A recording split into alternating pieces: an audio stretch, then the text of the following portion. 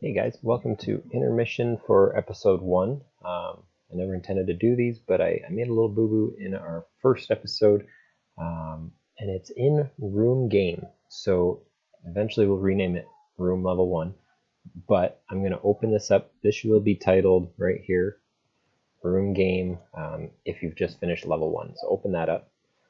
So what we did here was we made our room size the wrong aspect ratio. We made it over here in your bottom left 360 by 180. Someone kindly in the YouTube comments let me know that I did that by mistake.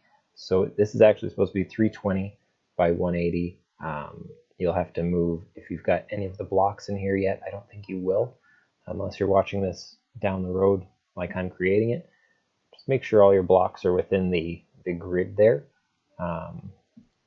But yeah, that was my boo-boo, and the reason being is because we want to maintain that 16:9 aspect ratio. So we've got a box, looks like this. I'm going to draw a box here. Ooh, there's one. So let's just pretend that's 1280. Let's zoom in here. Let's pretend this is 1280 wide by 720 high. Size up this font so you can actually see it.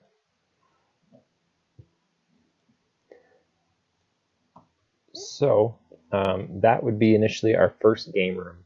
The second game, that would be our room init. So when we go to rmGame, we're shrinking it down, we're scaling it. We're not just changing the size. We want to make sure that it's divisible by 16:9 in reality. So what we do to get down to our 320 by 180 is we divide by 4.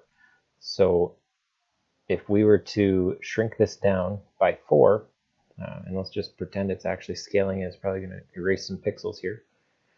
But if we size it down to a quarter of the size, we're basically just dividing 1280 here by 4, and that's giving us a quarter scale for the 720p. So 1280 divided by 4 is 320.